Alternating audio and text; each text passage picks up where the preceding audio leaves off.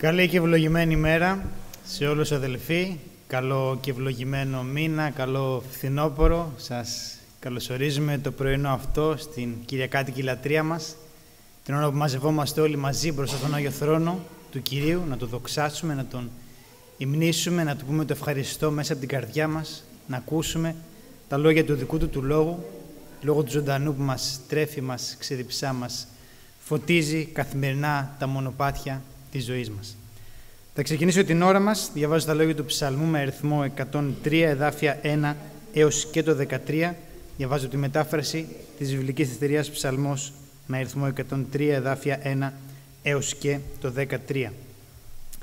Ευλόγησε τον Κύριο ψυχή μου και όλο μου το είναι το όνομά του το Άγιο.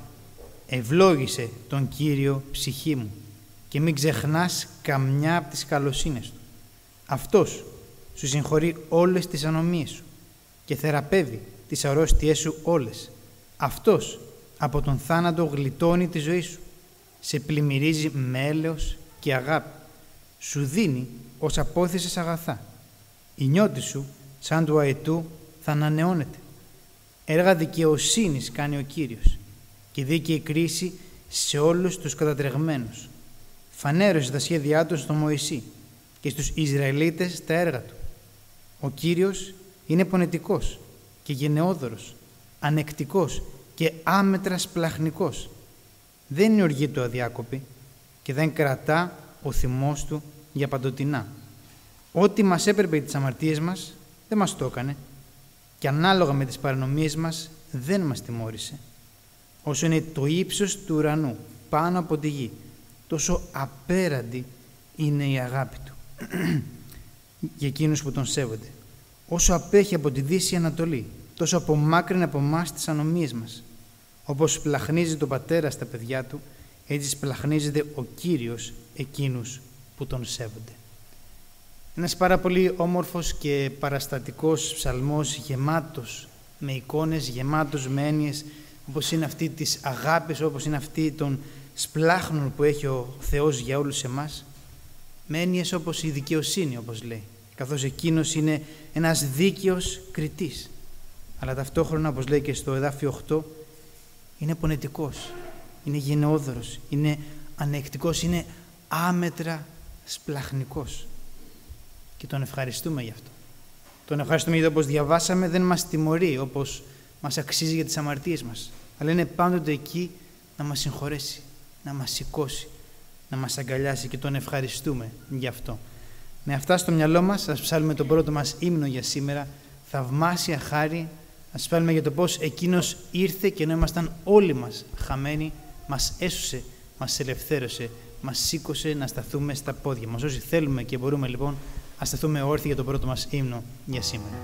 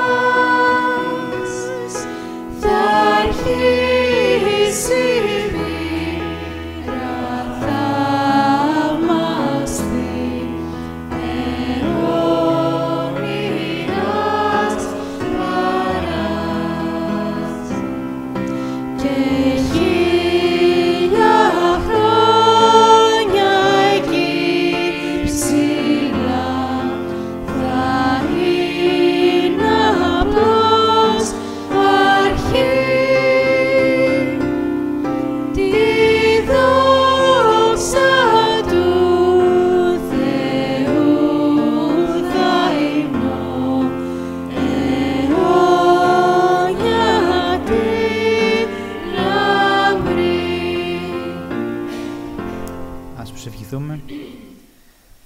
Πατέρα, θα σε ευχαριστούμε γιατί εσύ είσαι ένας Άγιος Θεός. Είσαι ο Κύριος των Κυρίων, ο Βασιλιάς των Βασιλιάδων. Είσαι ένας Θεός δίκαιος. Ένας Θεός όμως που, όπως διαβάσαμε στον Ψαλμό, έχεις πλάχνα για τον καθένα μας ξεχωριστά. Είσαι πονετικός, είσαι γεμάτος με αγάπη. Είσαι πάντοτε εκεί να μας αγκαλιάσεις, να μας ενθαρρύνεις, να μας κρατήσεις σφιχτά από το χέρι. Είσαι πάντοτε εκεί, Πατέρα Θεέ, για να μας πλημμυρίσεις με την παρουσία σου. Πόσο πολύ σε ευχαριστούμε γι' αυτό. Πόσο πολύ σε ευχαριστούμε γιατί έχεις όλα τα όμορφα στοιχεία, Πατέρα Θεέ, μαζεμένα στο δικό σου το πρόσωπο, στην δική σου την αγιότητα. Και ταυτόχρονα είσαι παρόν στη ζωή μας. Είσαι παρόν μέσα στην καρδιά, στην ψυχή και στο νου μας. Είσαι πάντοτε εκεί, στο πλάι μας. Πόσο πολύ σε ευχαριστούμε για τα δώρα σου, για την αγάπη σου, για την ειρήνη σου, για τη χαρά σου, για την ελπίδα που έχουμε σε σένα και μόνο σε σένα. Πόσο σε ευχαριστούμε γιατί και πάλι εσύ μας μάζεψες το πρωινό αυτό για να δοξάσουμε σένα, για να μελετήσουμε τον Λόγο σου, για να προσευχηθούμε σε σένα που ακούς και απαντάς προσευχές. Ευλόγησέ μας το πρωινό αυτό. Μίλησέ μας, Πατέρα Θεέ, επικέντρωσε όλη μας την προσοχή σε σένα και μόνο σε σένα. Προσευχόμαστε στο όνομα του Κυρίου και Θεού μας, του Ιησού Χριστού. Αμήν. Μπορούμε να καθίσουμε. Ας ψάλουμε τον δεύτερο μας ύμνο για σήμερα, αγάπη που λυτρώνει. Ας ψάλουμε για την αγάπη αυτή του Ιησού Χριστού που έρχεται επάνω από τον ουρανό για να λυτρώσει τον κάθε αμαρτωλό.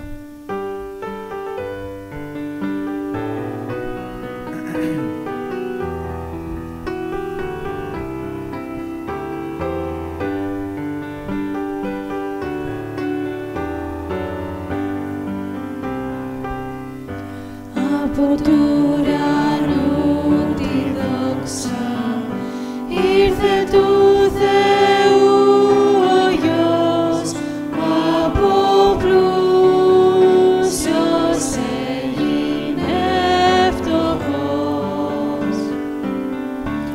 Απ' το θρόνο του Πατέρα ήρθε κάτω εδώ στη γη ο Χριστός για όλους μας να σταυρωθεί.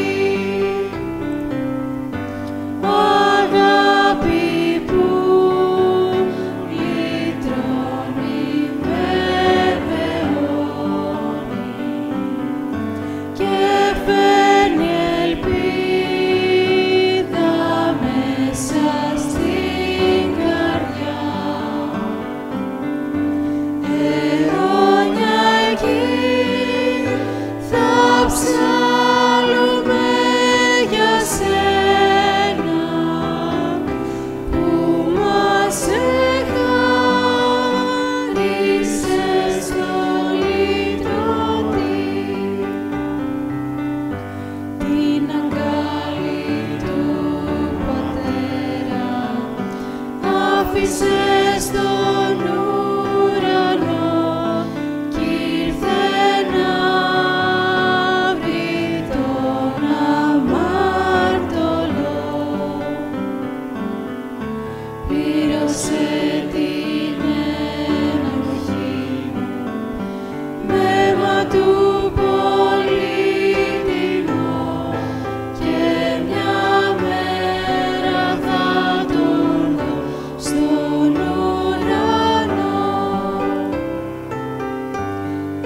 Αγάπη που λυτρώνει, βεβαιώνει και φέρνει ελπίδα μέσα στην καρδιά. Αιώνια εκεί θα ψάλλουμε για σένα που μας εχάρισες στο λυτρωτή. Κάποιες ανακοινώσεις πριν περάσουμε στον επόμενο ύμνο. Κάθε Κυριακή βρισκόμαστε εδώ στις 11 η ώρα για την Κυριακάτικη λατρεία μας. Κάθε Τετάρτη το απόγευμα στις 7 η ώρα της συμπροσευχής, όπου έχουμε την χαρά, την ευλογία να προσευχόμαστε ο ένας για τον άλλον και για αιτήματα και από άλλες εκκλησίες και φυσικά στις 7:30 η ώρα της βιβλικής μελέτης μέσα από το βιβλίο των Πράξεων. Την ερχόμενη Κυριακή, πρώτο Θεός, θα έχουμε την ευλογία να λάβουμε μέρος στο δείπνο του Κυρίου, δείπνο που μας θυμίζει την δική του θυσία, δείπνο που λαμβάνουμε μέρος δηλώνοντας ότι είμαστε ένα σώμα με κεφαλή εκείνον. Ας έρθουμε λοιπόν όλοι με καρδιές και πνεύμα έτοιμο να λάβουμε μέρος στο δείπνο το δικό του. Μετά το τέλος της λατρείας μας, στην δίπλα αίθουσα μας περιμένει καφές, τσάι, δροσερή χυμή και βουτήματα σε μια ώρα συναστροφής και παρέας με τα αδέρφια μας. Έτσι, στο τέλος της λατρείας μας είμαστε όλοι ευπρόσδεκτοι να καθίσουμε δίπλα για παρέα και συναστροφή γύρω από χυμούς, τσάι, καφέ και όμορφα βουτήματα. Ας συνεχίσουμε την ώρα μας ψάλλοντας τον επόμενο ύμνο με τίτλο «Με δέος». Ας πέλουμε για το πώς με δέος βρισκόμαστε μπροστά στον ουράνιο Πατέρα μας, με δέος πλησιάζουμε εκείνον που είναι Άγιος αλλά μας καλεί και μας λέει «Ελάτε σε μένα».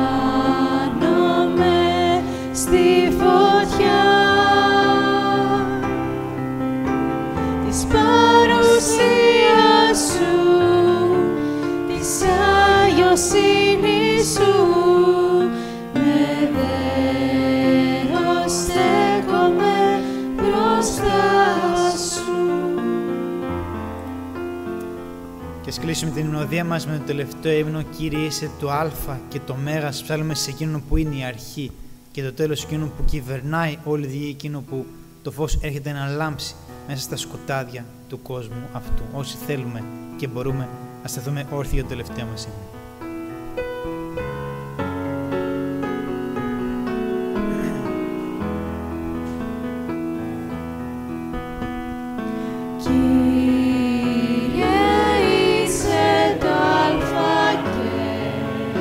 Oh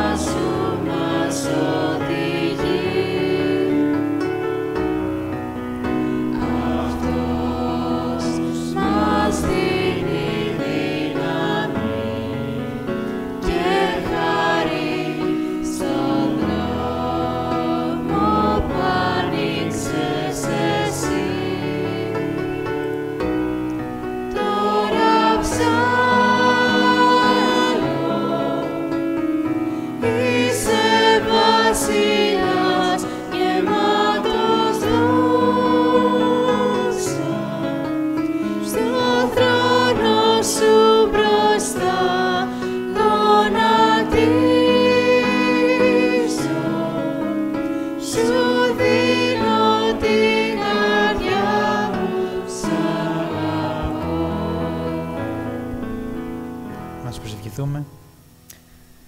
Πατέρα, σε ευχαριστούμε γιατί όπως μόλις ψάλαμε, εσύ είσαι το Α και το Μέγα, εσύ είσαι η αρχή και το τέλος, εσύ κυβερνάς όλη τη γη. Το δικό σου το φως έρχεται να λάμψει μέσα στα δικά μας σκοτάδια. Σε ευχαριστούμε γιατί μαζί σου είμαστε νικητές. Σε ευχαριστούμε γιατί μαζί σου μπορούμε να έχουμε χαρά, ειρήνη και ελπίδα μέσα στη ζωή. Σε ευχαριστούμε, Πατέρα Θεέ, γιατί μαζί σου περπατάμε καθημερινά. Και εσύ είσαι εκείνος ο οποίος προπορεύεσαι. Είσαι εκείνος ο οποίος φωτίζεις τα μονοπάτια της ζωής μας. Είσαι εκείνος ο οποίος πάντοτε, Πατέρα Θεέ, όσες φορές και αν πέσουμε, θα μας σηκώσεις. Σε ευχαριστούμε για τον Κύριο και Θεό μας, τον Ιησού Χριστό. Εκείνο που άφησε τα πάντα εκεί ψηλά και ήρθε κάτω εδώ στον κόσμο για να δείξει τη δική σου την αγάπη. Για να πεθάνει σε μια πράξη αυτοθυσίας επάνω στο σκληρό το σταυρό. Επάνω εκεί που παίρνει κάθε μας πόνο, κάθε μας αμαρτία στις πλάτες τις δικές του. Επάνω εκεί όπου ανοίγει διάπλατα τα χέρια του και μας λέει «Σ' αγαπώ». Πόσο πολύ σε ευχαριστούμε για όλο αυτό, πόσο πολύ σε ευχαριστούμε γιατί εκείνος μπαίνει στον τάφο, αλλά εκείνος 3 ημέρες μετά ανασταίνεται, είναι ζωντανός, είναι στα δεξιά του Πατρός, μεσιτεύει για όλους εμάς. Και χάρη στο δικό του το έργο, στην δική του μεσιτεία, έχουμε το απίστευτο προνόμιο να μιλάμε απευθείας στον Πατέρα μας τον ουράνιο, στον Κύριο των Κύριων, στον Δημιουργό του σύμπαντος. Εκείνος ο οποίος έπλασε τα πάντα, εκείνος ακούει και τη δική μας την προσευχή και τη δική μας την φωνή, τον δικό μας τον ύμνο. Πόσο πολύ σε ευχαριστούμε για αυτό το δικαίωμα. Πόσο πολύ σε ευχαριστούμε γιατί δεν το αξίζαμε, δεν το κατακτήσαμε, αλλά εσύ ήρθες και μας το έδωσες μέσα από την τέλεια, την αγάπη τη δική σου. Σε ευχαριστούμε, Πατέρα Θεέ, γιατί έχουμε μαζευτεί και πάλι εδώ στο όνομά σου. Σε ευχαριστούμε για τον καθένα ξεχωριστά που είναι εδώ. Θέλουμε εσύ να μας ευλογήσεις, εσύ να μας γεμίσει με το πνεύμα σου, με την σοφία σου, ώστε να είμαστε καθημερινά φως και αλάτι, όπου και αν βρισκόμαστε, ό,τι και αν κάνουμε, να ζούμε για σένα και μόνο για σένα. Θέλουμε ιδιαίτερα να ευλογήσεις και όσοι δεν είναι εδώ για λόγους υγείας. Να τους δίνεις υγεία, Πατέρα Θεέ, να συμπαραστέκεσαι στο πλάι το δικό τους. Σε ευχαριστούμε γιατί το κάνεις με αδέρφια τα οποία συμπαραστέκονται στο πλάι τους. Θέλουμε αυτά τα αδέρφια να τα δυναμώσεις, να τα ευλογήσεις, να τα αποδώσεις το πολλαπλάσιο, το καλό το οποίο κάνουν. Θέλουμε να προσευχηθούμε, Πατέρα Θεέ, για την χώρα μας, την Ελλάδα. Θέλουμε εσύ, Πατέρα Θεέ, να βάλεις τις καρδιές των συμπατριωτών μας μια διάθεση, μια επιθυμία να διαβάσουν την Αγία Γραφή, να μελετήσουν τον λόγο τον δικό σου και εκεί μέσα να ακούσουν εσένα να τους μιλάς, να τους αλλάζεις, να τους φωτίζεις. Γιατί όχι να τους βάζεις την επιθυμία να γίνουν δικά σου παιδιά, να απαντήσουν ναι στην πρόσκληση που κάνεις εσύ, Πατέρα Θεέ, σε κάθε άνθρωπο. Θέλουμε εσύ να δίνεις σοφία στους κυβερνώντες, καθοδήγηση, να τους οδηγείς σε δίκαιες αποφάσεις, σε αποφάσεις σύμφωνες με τον λόγο τον δικό σου. Θέλουμε, Πατέρα Θεέ, ιδιαίτερα να κάνεις και εμάς πάντοτε να είμαστε έτοιμοι να μιλήσουμε για σένα. Πάντοτε να είμαστε έτοιμοι να δείξουμε την αγάπη σου, να μιλήσουμε για τα καλά τα νέα τα δικά σου. Πατέρα Θεέ, καθώς πλέον βρισκόμαστε στο φθινόπωρο και μόλις χθες τελείωσε το καλοκαίρι, θέλουμε να φέρουμε μπροστά σου όλες τις κατασκηνώσεις οι οποίες έλαβαν χώρα μέσα στο καλοκαίρι. Σε ευχαριστούμε γιατί και πάλι εσύ επέτρεψες να λειτουργήσουν οι κατασκηνώσεις μας. Σε ευχαριστούμε γιατί εσύ προστάτεψες τις κατασκηνώσεις μας και πάλι. Θέλουμε, Πατέρα Θεέ, ο σπόρος που έπεσε το καλοκαίρι αυτό να καρποφορήσει μέσα στις καρδιές και μέσα στην χρονιά του κάθε ανθρώπου που βρέθηκε σε αυτές. Κάθε παιδί, κάθε έφηβος, κάθε νέος, κάθε οικογένεια, κάθε άτομο μεγαλύτερης ηλικίας, όλους εσύ να τους ευλογήσεις. Και μέσα από το έργο το οποίο έγινε μέσα στο καλοκαίρι, εσύ, Πατέρα Θεέ, να φέρεις τον δικό σου τον καρπό στις ζωές των ανθρώπων αυτών. Σε ευχαριστούμε για όσους κοπιάσανε και όσους συνεχίζουν να κοπιάζουν για το έργο των κατασκηνώσεων μας, εσύ να ανταποδώσεις το πολλαπλάσιο, το καλό το οποίο έγινε, εσύ να ξεκουράσεις, Πατέρα Θεέ, εσύ να γεμίσεις με την παρουσία σου κάθε εργάτη που εργάστηκε στους χώρους αυτούς. Την ώρα αυτή, Πατέρα Θεέ, καθώς ανοίξουμε το δικό σου τον Άγιο Λόγο, θέλουμε να ζητήσουμε εσύ να μας μιλήσεις ξεκάθαρα μέσα στην καρδιά μας. Εσύ να ανοίξεις τα μάτια μας, τα αυτιά μας, το μυαλό μας, να δούμε πού εσύ θέλεις να μας κατευθύνεις και να κάνουμε πράξη αυτά που θα ακούσουμε, Πατέρα Θεέ, για τη δική σου τη δόξα και μόνο. Να είναι όλα σύμφωνα με το δικό σου θέλημα και για τη δική σου τη δόξα, για την επέκταση της δικής σου της βασιλείας και μόνο. Τα ζητάμε όλα αυτά στο όνομα του Κυρίου και Θεού μας, του Ιησού Χριστού. Αμήν. Όπως στεκόμαστε όλοι μαζί, ασπιθούμε το Πάτερ ημών, την Κυριακή προσευχή. Πάτερ ημών, ο εν της ουρανής, αγιαστήτω το όνομά σου, ελθέτω η βασιλεία σου, γεννηθήτω το θέλημά σου, ως εν ουρανό και επί της γης, των άρτων ημών των επιούσιων, δώσει μην σήμερα, και άφηση μην τα οφειλήματα ημών, ως κι εμείς αφίεμεν τις οφειλέτες ημών, και μη ενέγγιση μας εις πειρασμών, αλλά ρίση μας από του πονηρού, ότι σου εστιν η βασιλεία και η δύναμη και η δόξα εις τους αιώνας. Αμήν. Μπορούμε να καθίσουμε.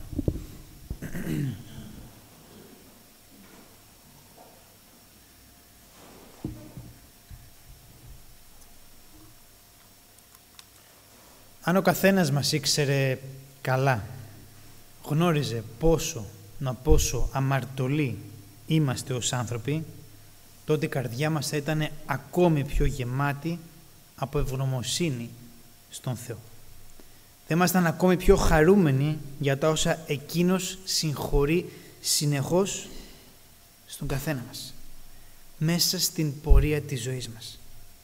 Θα ήμασταν ακόμη πιο έτοιμοι να αντιμετωπίσουμε ψέματα που φέρνει ο διάβολος στην καρδιά μας, ο οποίος κάθε φορά που κάποιος αμαρτάνει είναι πάντοτε εκεί.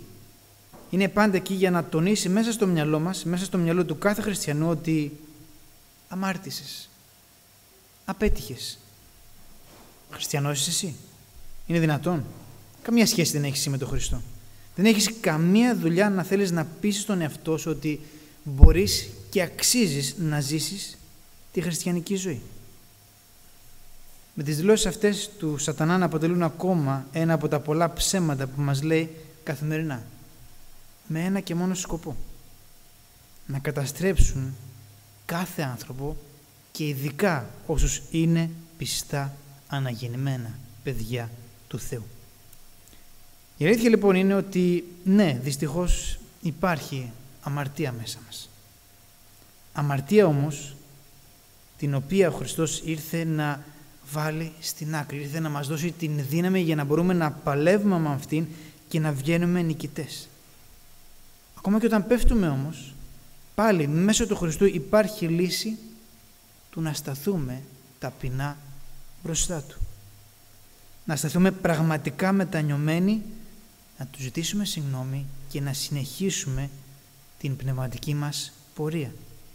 Με σκοπό αυτή η μετάνοια να πιάσει τόπο και να μην πέσουμε ξανά στους ίδιους πειρασμούς, στις ίδιες παγίδες που φέρνει συνεχώς ο εχθρός της ψυχής.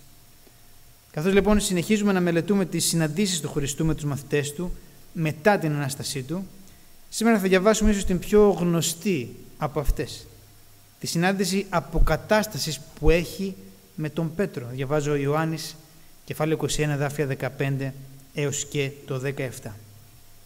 Όταν λοιπόν έφαγαν, λέει Ιησούς στον Σίμωνα Πέτρο: «Σίμων, γέ του Ιωνά, μ' αγαπάς περισσότερο από όσο αυτή εδώ?» «Ναι, Κύριε», του απαντάει ο Πέτρος, «εσύ ξέρεις πως σε αγαπώ». Του λέει τότε: «Βόσκε τα αρνία μου». Τον ρωτάει πάλι για δεύτερη φορά: «Σίμων, γέ του Ιωνά, μ' αγαπάς?» «Ναι, Κύριε», του αποκρίνεται εκείνος, «εσύ ξέρεις ότι σε αγαπώ». Του λέει τότε: «Πείμενε τα πρόβατά μου». Τον ρωτάει για τρίτη φορά: «Σίμων, γέ του Ιωνά, μ' αγαπάς?» Στεναχωρήθηκε ο Πέτρος που τον ρώτησε για τρίτη φορά: «Μ' αγαπάς?» Και του απαντάει: «Κύριε, εσύ τα ξέρεις όλα. Εσύ ξέρεις ότι σε αγαπώ». Του λέει τότε ο Ιησούς: «Βόσκε τα πρόβατά μου». Και εδώ έχουμε ακριβώς αυτό που περιέγραψα στην αρχή. Έναν άνθρωπο που στο παρελθόν έχει αρνηθεί τον Χριστό, έχει πει ψέματα, αμαρτάνει ξανά και ξανά και ξανά, ακριβώς την ώρα που ο Χριστός περνάει τις πιο δύσκολες στιγμές του. Αλλά ο Χριστός τον συγχωρεί. Ο Χριστός του δίνει την ευκαιρία να έρθει και πάλι κοντά του. Ο Χριστός όμως ταυτόχρονα δίνει και στον ίδιο τον Πέτρο, αλλά και σε όλους εμάς σήμερα, ένα πολύ σπουδαίο μάθημα. Επειδή ο Χριστός αγαπάει τέλεια τον μαθητή του τον Πέτρο, και φυσικά ο Πέτρος, παρά την αμαρτία του, λέει στον Χριστό ότι «Σε αγαπάω». Πρακτικά του λέει «Έχω μετανιώσει πικρά». Και για να καταλάβουμε καλύτερα την ιστορία αυτή, πρέπει να δούμε συνολικά το τι ακριβώς συνέβη. Πολύ πριν από αυτή τη συνάντηση. Πολύ πριν βρεθούν στην όχθη της λίμνης, όπου διαδραματίζονται τα σημερινά μας εδάφια. Επιτρέψτε μου να πω ότι όλη αυτή η ιστορία της τριπλής άρνησης του Πέτρου συμβαίνει λόγω της υψηλής, τεράστιας αυτοπεποίθησης που θέλει ο Πέτρος να δείχνει συνεχώς ότι έχει. Θέλει να δείχνει και στον Χριστό αλλά και σε όλους τους άλλους. Ο Χριστός όμως, μπροστά σε όλους, εκθέτει τις αδυναμίες του Πέτρου. Όλα ξεκινούν στο τελευταίο δείπνο του Κυρίου, επάνω στο ανώγειο, όπου ο Χριστός, αφού νωρίτερα τους έχει πλύνει πρώτα τα πόδια, ένας εξαιρετικά παραστατικός τρόπος υπηρεσίας και αγάπη από τον Χριστό, το πάει ένα βήμα παρακάτω και τους λέει ξεκάθαρα και απλά, Ιωάννης 13, κεφάλαιο 33 και 35. «Παιδιά μου, για πολύ λίγο θα είμαι ακόμη μαζί σας. Θα με αναζητήσετε. Και αυτό που είπα στους Ιουδαίους, πως δηλαδή εκεί που πηγαίνω εγώ εσείς δεν μπορείτε να έρθετε, το λέω και σε εσάς τώρα. Σας δίνω μία νέα εντολή. Να αγαπάτε ο ένας τον άλλον. Όπως σας αγάπησα εγώ, να αγαπάτε κι εσείς ο ένας τον άλλον. Έτσι θα σας ξεχωρίζουν όλοι πως είστε μαθητές μου, αν έχετε αγάπη ο ένας για τον άλλον». Και αυτά τα λόγια του Χριστού, αντί να ταπεινώσουν τον Πέτρο, αντί να οδηγήσουν τον Πέτρο να σκεφτεί ότι είναι αδύνατο να αγαπήσω τους άλλους όπως ο Χριστός αγαπάει εμένα, τον κάνει να το πάρει πάνω του και να θέλει να πει επιδεικτικά σε όλους πόσο πολύ αγαπάει τον Χριστό και πόσο καλύτερος είναι ο Πέτρος από όλους τους άλλους. Γι' αυτόν ακριβώς τον λόγο, όταν λίγο αργότερα ο Χριστός του μιλάει για τον θάνατό του, όταν λέει σε όλους και ειδικά στον Πέτρο, διαβάζω το δεύτερο μισό από το εδάφιο 36 από το ίδιο κεφάλαιο, εκεί που πηγαίνω εγώ δεν μπορείς εσύ να με ακολουθήσεις τώρα.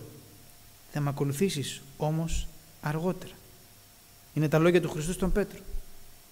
Ο Πέτρος όμως και πάλι θέλει να τονίσει στους άλλους ότι είμαι έτοιμος για όλα.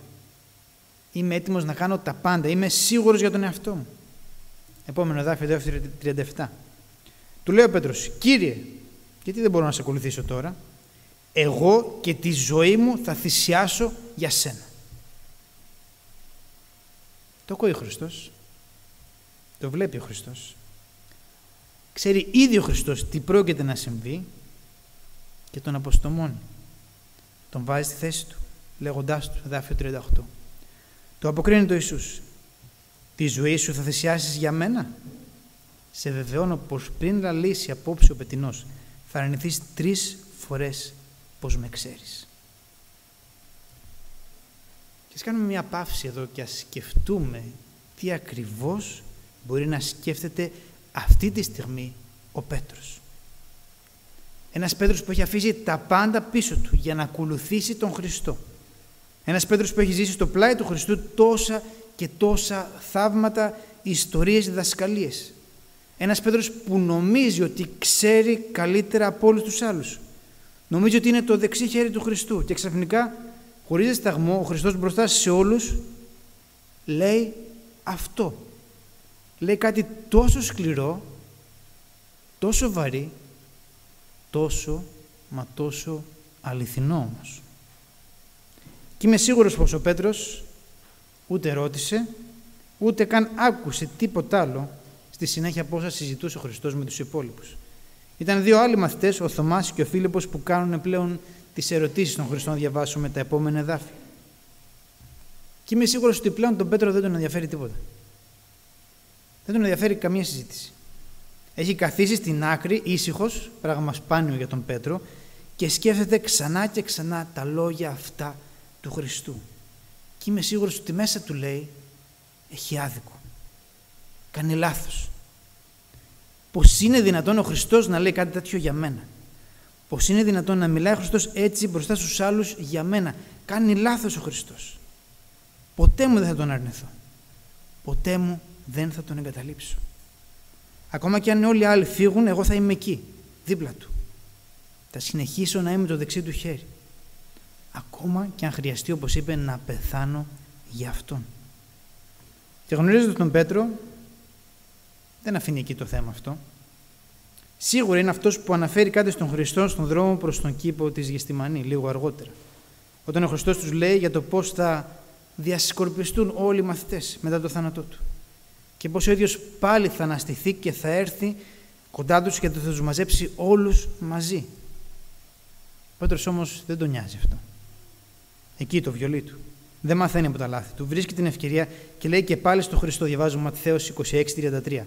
Ο Πέτρος του αποκρίθηκε: «Κι αν όλοι χάσουν την εμπιστοσύνη τους σε σένα, εγώ ποτέ δεν θα τη χάσω».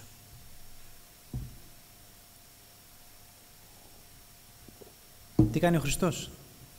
Πολύ απλά, πολύ ήρεμα, με πολύ αγάπη, απλά του θυμίζει αυτό που του είπε νωρίτερα στο Νό, εδάφιο 34. Του είπε και ο Ιησούς: «Σε βεβαιώνω πως αυτή τη νύχτα, προτού λαλήσει ο πετεινός, θα με αρνηθείς 3 φορές». Ο Πέτρος όμως δεν ακούει, δεν το δέχεται. Επιμένει πεισματικά και λέει πάλι, εδάφιο 35. Ο Πέτρος όμως του λέει: «Δεν θα σε απαρνηθώ, έστω και αν χρειαστεί να πεθάνω μαζί σου». Και αν διαβάσουμε το περιστατικό αυτό και από τον Λουκά, στο δικό του Ευαγγέλιο, ο Χριστός λέει στον Πέτρο ότι προσεύχεται για τον ίδιο. Προσεύχεται για τον μαθητή του. Προσεύχεται ώστε η πίστη του Πέτρου να μείνει σταθερή και δυνατή. Παρ' όλα αυτά, ο Πέτρος, γεμάτος με εγωισμό, αυτοπεποίθηση, οδηγείται στη στιγμή της τριπλής άρνησης και πνευματικής και συναισθηματικής του κατάρρευσης. Ούτε μία, ούτε δύο, 3 φορές, όπως διαβάζουμε και στα 4 Ευαγγέλια, ο Πέτρος αρνείται τον Χριστό όσο ο Χριστός πηγαίνει από το ένα δικαστήριο στο άλλο. Με τα λόγια του να είναι τα εξής: «Δεν ξέρω τι λες». Ποιος Χριστός? Δεν ξέρω. Πρώτη άρνηση. Δεύτερη άρνηση: «Δεν τον ξέρω αυτόν τον άνθρωπο». Ποιος είναι? Τρίτη άρνηση: «Ο Θεός να με τιμωρήσει αν τον ξέρω αυτόν τον άνθρωπο». Πόσο βαριά λόγια. Και ακούει τον πετεινό και καταλαβαίνει ότι έχει αμαρτήσει πάρα πολύ βαριά. Ότι ζει ίσως την χειρότερη στιγμή της ζωής του και ο μόνος που ευθύνεται γι' αυτό είναι ο ίδιος ο Πέτρος και η αμαρτία που υπάρχει μέσα του. Παρ' όλα αυτά, ο Χριστός τον συναντά στην όχθη της λίμνης και θέλει να υπάρξει αποκατάσταση. Θέλει να συνεχίσει να εργάζεται μέσα στον Πέτρο και μέσα από τον Πέτρο και την επέκταση της Βασιλείας του Θεού. Στα αρχικά εδάφια που διάβασα έχουμε 3 σημεία. Έχουμε τις ερωτήσεις του Χριστού αρχικά, που ρωτάει τον Πέτρο ξανά και ξανά. Έχουμε τις απαντήσεις του Πέτρου σε ένα δεύτερο σημείο και έχουμε τις εντολές του Χριστού προς τον Πέτρο. Πριν από τα 3 αυτά όμως, έχει σημασία να δούμε μία μικρή αλλά πάρα πολύ σημαντική λεπτομέρεια. Να δούμε το πώς αποκαλεί ο Χριστός τον Πέτρο. Εδάφιο 15. Όταν λοιπόν έφαγαν, λέει ο Ιησούς τον Σίμωνα Πέτρο: «Σίμων, γε του Ιωαννά». Σίμων, όχι Πέτρο. Ο Χριστός τον είχε αποκαλέσει Πέτρο. Ο Χριστός του είχε δώσει αυτό το όνομα, αλλά πλέον τον λέει Σίμων. Ας θυμήθουμε το περιστατικό πώς αλλάζει ο Χριστός το όνομα του Πέτρου. Ιωάννης, κεφάλαιο 1, εδάφιο 41 με 43. Ο ένας από τους 2 που άκουσαν τα λόγια του Ιωάννη και ακολούθησαν τον Ιησού ήταν ο Ανδρέας, ο αδερφός του Σίμωνος Πέτρου. Αυτός βρίσκει σε λίγο τον αδερφό του τον Σίμωνα και του λέει: «Βρήκαμε τον Μεσσία», που σημαίνει τον Χριστό. Και τον έφερε στον Ιησού. Ο Ιησούς τον κοίταξε καλά και είπε: «Εσύ είσαι ο Σίμων, ο γιος του Ιωαννά. Εσύ θα ονομαστείς Κηφάς», που σημαίνει Πέτρος. Και στα εδάφια αυτά και στα εδάφια που μελετούμε από την αρχή, ο Χριστός παίζει με τις λέξεις, μπορούμε να πούμε, με τα ονόματα και με τις έννοιες. Καθώς το Σίμων ακούγεται σαν να λέμε μικρό πετραδάκι, μικρό βότσαλο. Ενώ το Πέτρος, σαν να λέμε πέτρα, βράχος, κάτι σταθερό και στιβαρό. Είναι σαν να του λέει ο Χριστός στην πρώτη του συνάντηση: Έλα μαζί μου και από βοτσαλάκι μικρό θα σε κάνω τεράστια πέτρα πάνω στην οποία θα οικοδομήσω και θα χτίσω. Τον αποκαλεί όμως και πάλι στα σημερινά δάφια Σίμων, σαν να του λέει για πάμε πίσω, πάμε εκεί που ξεκινήσαμε, πάμε στον παλιό σου εαυτό, κάτι που σίγουρα δεν αρέσει στον ήδη στεναχωρημένο Πέτρο. Ευχαριστούμε όμως την βοήθεια του αρχαίου ελληνικού κειμένου ώστε να καταλάβουμε πώς ακριβώς ρωτάει ο Χριστός για την αγάπη του Πέτρου προς εκείνον. Η πρώτη ερώτηση, και συγχωρέστε με, θα διαβάσω το αρχαίο κείμενο, όπου μπορούμε να δούμε ξεκάθαρα τι συμβαίνει, λέει, εδάφιο 15, Σίμων Ιωάννου, αγαπάς με πλέον τούτον, λέει γι' αυτόν. Ναι, Κύριε, σύ είδας ότι φιλώσε. Πρακτικά το ρωτάει ο Χριστός. Σίμων, είσαι σίγουρος ότι με αγαπάς περισσότερο από όλους τους άλλους? Και αν προσέξουμε στη λεπτομέρεια εδώ, γι' αυτό έβαλα το κείμενο, ο Πέτρος δεν λέει ναι, σε αγαπάω, ναι, στα έλεγα εγώ, δεν με πίστευες. Απαντάει απλά και κάπως ηττημένα μπορούμε να πούμε, φιλώσε. Δηλαδή ότι ναι, σε αγαπάω Χριστέ με μια φιλική αγάπη, όχι με την τέλεια αγάπη για την οποία εσύ με ρωτάς, με την τέλεια αγάπη που εσύ με αγαπάς, με την τέλεια αγάπη που εσύ πέθανες για μένα, απλά φιλώσε. Δεν τον αφήνει έτσι όμως ο Χριστός, αλλά πάλι τον ρωτάει, εδάφιο 16. Συγγνώμη, αυτό είναι το 16, το προηγούμενο είναι το 15. Λέει αυτόν πάλι δεύτερον, Σίμων Ιωάννου, αγαπάς με? Λέει αυτό, ναι Κύριε, εσύ είδες ότι φιλώσε. Λέει αυτό, πείμενε τα πρόβατά μου. Πάλι η ίδια ερώτηση. Πάλι το ίδιο αποτέλεσμα. Πάλι μια ηττημένη ουσιαστικά απάντηση από τον Πέτρο που έχει αποτύχει ήδη 3 φορές. Και επειδή ακριβώς 3 φορές αρνείται τον Χριστό, ο Χριστός του δίνει και μια τρίτη ευκαιρία, αλλάζοντας αυτή τη φορά την ερώτησή του. Κατεβάζοντας τον πύχη. Εδάφιο 17. Λέει γι' αυτό το τρίτον, Σίμων Ιωάννου, φιλείς με? Ελυπήθη ο Πέτρος ότι είπε αυτό το τρίτον, φιλείς με. Και είπεν αυτόν, πάντα σύ είδας, σύ γινώσκεις ότι φιλώσει. Λέει γι' αυτό ο Ιησούς, βόσκε τα πρόβατά μου. Είναι σαν να του λέει ο Χριστός, σε απλά ελληνικά, «Οκ, Πέτρο, ξέρω το παρελθόν σου, ξέρω με πόσο στόμφο και δυναμισμό έλεγες ότι με αγαπάς περισσότερο από όλους τους άλλους, έλεγες ότι θα πεθάνεις για χάρη μου, αλλά στις απαντήσεις σου πλέον δεν βλέπω κάτι τέτοιο. Δεν βλέπω κάποιον δυναμισμό, δεν βλέπω να λες σε αγαπάω, βλέπω να λες ότι φιλείς με, άρα η αγάπη σου δεν είναι 100%, είναι 50-60%. Αλλά, με αυτό που λέει εδώ, είσαι σίγουρος, Πέτρο, ότι ακόμα και στο 60% έχει φτάσει η αγάπη σου? Και εκεί είναι που σπάει ο Πέτρος, εκεί είναι που δεν έχει πλέον τι να πει και λέει, Χριστέ μου, εσύ τα ξέρεις όλα. Εσύ ξέρεις ότι σε αγαπάω, εσύ ξέρεις ότι έχω αποτύχει, έχω κάνει λάθη, έχω όμως την καρδιά και τη διάθεση να ζήσω για σένα με βάση όποια αγάπη εσύ πιστεύεις ότι έχω να σου προσφέρω. Και αν υπάρχει κάποιος που καθώς τα διαβάζουμε όλα αυτά θεωρεί ότι ο Χριστός είναι σκληρός, ότι ο Χριστός κάνει καψόνια στον Πέτρο μπροστά στους άλλους, επιτρέψτε μου να πω ότι δεν συμβαίνει κάτι τέτοιο. Ο Χριστός τα κάνει όλα αυτά, τα λέει όλα αυτά επειδή ακριβώς αγαπάει τέλεια τον Πέτρο. Αντίθετα, ήταν πολύ σκληρό ο Χριστός από τη μεριά του να αφήσει τον Πέτρο στην τριπλή του άρνηση, χωρίς να του πει τέτοια πράγματα, χωρίς να του πει αυτά τα λόγια. Χωρίς να υπάρξει αυτή η τριπλή ευκαιρία αποκατάστασης. Επειδή ο Χριστός παρά τις απαντήσεις του Πέτρου, 3 φορές, ξανά και ξανά και ξανά του λέει, βόσκε τα πρόβατά μου. 3 φορές του δείχνει εμπιστοσύνη με ό,τι πιο σημαντικό έχει και αφήνει στον κόσμο αυτόν. Βόσκε τα πρόβατά μου. Πείμενε την Εκκλησία μου. Την πείμανση των προβάτων για τα οποία ο Χριστός δίνει τα πάντα. Ο Χριστός πεθαίνει, ματώνει, πονάει. Αυτά τα πρόβατα τα δίνει σε ποιον? Στον Πέτρο. Επειδή κλείνοντας, αδερφοί μου, αυτός είναι ο Χριστός.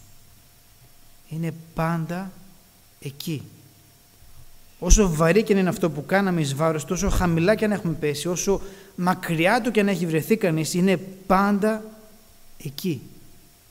Να μας ακούσει, να μας συγχωρήσει, να μας εμπιστευτεί ξανά και ξανά και ξανά, χωρίς να το αξίζουμε. Αρκεί φυσικά και εμείς, όπως και ο Πέτρος, να πάμε μπροστά του με ειλικρινή και συντριμμένη καρδιά, γνωρίζοντας αυτό που είπα στην αρχή, την αμαρτωλή μας φύση, γνωρίζοντας πως όλοι μας είμαστε άνθρωποι, ικανοί για το καλύτερο και φυσικά για το χειρότερο. Γνωρίζοντας ότι, όπως βλέπουμε από την ιστορία του Πέτρου, ότι ίσως το χειρότερο απ' όλα είναι το αμάρτημα της υπερηφάνειας. Αυτό που κάνει ο Πέτρος, να νομίζει ότι είναι καλύτερος από όλους τους άλλους. Αυτή η τεράστια και χωρίς λόγο αυτοπεποίθηση. Όταν έρχεται η ώρα όμως να αποδείξει ποιος είναι, αποτυγχάνει περίτρανα. Ούτε μία, ούτε δύο, αλλά 3 φορές. Ο Χριστός όμως αυτόν τον αποτυχημένο διαλέγει και τον αλλάζει. Τον κάνει μέσω αυτής της συζήτησης να γίνει ένας τεράστιος Απόστολος δικός του. Ένας άνθρωπος μαρτυρίας, ένας άνθρωπος που ζει μέχρι και την τελευταία του πνοή για την επέκταση της Βασιλείας του Χριστού. Επειδή αυτός είναι ο Χριστός, αδελφοί. Ακριβώς αυτός είναι ο Κύριος μας. Είναι εκείνος που παίρνει ανθρώπους αμαρτωλούς, ανθρώπους αποτυχημένους και τους κάνει διαμάντια. Τους κάνει όμορφα παραδείγματα προς μίμηση. Αφού πρώτα όμως έρθει η συντριβή. Αφού πρώτα καταλάβει ο κάθε άνθρωπος του Θεού, ότι είναι ένα απλό σκεύος στα δικά του τα χέρια, ότι κανείς μας δεν είναι ικανός να αγαπήσει με τις δικές του δυνάμεις ούτε τον Χριστό, ούτε τους ανθρώπους γύρω του. Αλλά με τη δική του την αγάπη, με τη δική του τη δύναμη, μόνο τότε είμαστε ικανοί να ζήσουμε αυτά για τα οποία μας καλεί. Να ζήσουμε αυτή την αγάπη, αυτή την υπηρεσία προς Εκείνον. Να ζήσουμε όπως Εκείνος έχει σχεδιάσει για τον καθένα μας μέχρι και το τέλος. Τέλος στο οποίο και πάλι Εκείνος μας περιμένει με ανοιχτή την αγκαλιά να μας καλωσορίσει για πάντα στην ουράνια πατρίδα μας. Αμήν. Ας κλείσουμε την όμορφη λατρεία μας με τον τελευταίο μας ύμνο για σήμερα. Σου ανήκει δόξα και η λατρεία. Ας δοξάσουμε Εκείνον, ας λατρέψουμε Εκείνον με όλη μας την καρδιά. Ταυτόχρονα θα έχουμε και την λογία μας. Όσοι θέλουμε και μπορούμε λοιπόν να σταθούμε όρθια, ας ψάλουμε και ας προσφέρουμε στον Θεό τα όσα Εκείνος μας προσφέρει καθημερινά.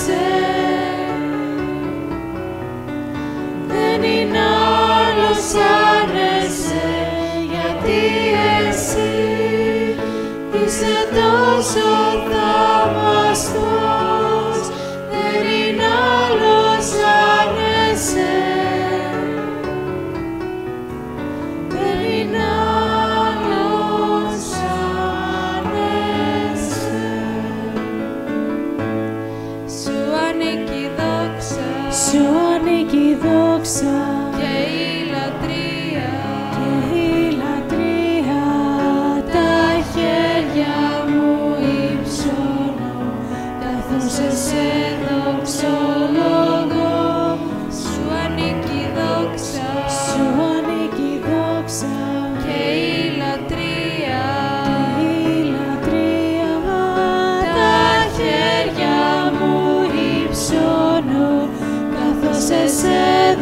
δοξολογώ, γιατί εσύ είσαι τόσο θαυμαστός, δεν είναι άλλος σαν εσένα.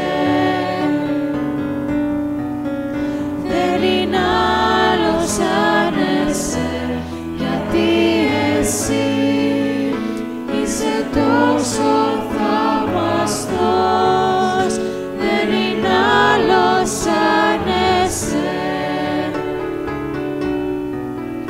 Δεν είναι άλλος σαν εσένα.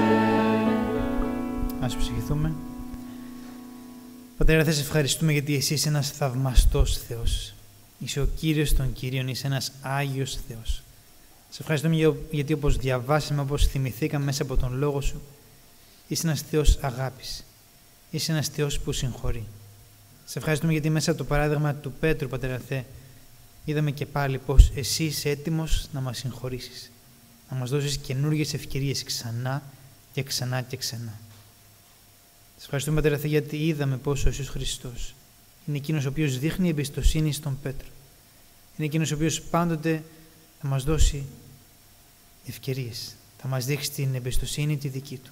Παρότι δεν το αξίζουμε, παρότι αποτυγχάνουμε μπροστά σε σένα ξανά και ξανά και ξανά. Εσύ είσαι πάντοτε εκεί. Βοήθησε μας, Πατέρα Θεέ, καθημερινά να καταλάβουμε όλοι μας πόσο αμαρτωλοί είμαστε. Να καταλάβουμε και να στεκόμαστε ταπεινοί μπροστά Σου. Να μην στεκόμαστε με υπερηφάνεια, με αλαζονία, αλλά ταπεινοί να στεκόμαστε σε Σένα. Καταλαβαίνοντας ότι ό,τι είμαστε, ό,τι έχουμε, ό,τι καλό υπάρχει μέσα μας, γύρω μας, στη ζωή μας, είναι δώρο δικό Σου. Είναι δοσμένο από Σένα. Ό,τι καλό υπάρχει στον χαρακτήρα μας είναι δώρο δικό Σου. Καθώς ως παιδιά δικά Σου πλησιάζουμε και μοιάζουμε τον Κύριο και Θεό μας, τον Ιησού Χριστό. Κάνε μας, Πατέρα Θεέ, να στεκόμαστε ταπεινοί μπροστά σε Σένα, τον Κύριο των Κυρίων, τον Βασιλιά των, και όσες φορές και αν πέσουμε, πάντοτε να ερχόμαστε στη δική Σου την αγκαλιά, να ζητούμε τη δική Σου τη συγχώρηση. Και Εσύ είμαστε βέβαιοι ότι κάνεις και θα συνεχίσεις να κάνεις θαυμάσια μέσα από τον καθένα μας ξεχωριστά. Σε ευχαριστούμε την ευκαιρία που είχαμε να βρεθούμε εδώ, να ψάλλουμε σε Σένα, να μελετήσουμε τον Λόγο Σου, να προσφέρουμε σε Σένα, Πατέρα Θεέ, πάρε τις προσφορές μας και αξιοποίησέ τις για το έργο το δικό Σου, για τη δική Σου, τη Βασιλεία και μόνο. Και ευλόγησε τον καθένα μας, ώστε να είμαστε και να ζούμε σαν φως και αλάτι δικό Σου καθημερινά. Προσευχόμαστε για όλα αυτά στο όνομα του Κυρίου και Θεού μας, του Ιησού Χριστού. Αμήν. Ηθε ο Κύριος να σε ευλογεί, να σας κρατάει στα χέρια Του και να λάμψει το φως Του στις καρδιές σας. Ο Κύριος να σας προστατεύει και να σας γεμίζει με την ειρήνη Του. Αμήν. Υπενθυμίζω υπάρχει καφές, τσάι, χυμή και βοτήματα στη δίπλα αίθουσα. Μπορούμε να κάτσουμε για παρέα και συναναστροφή.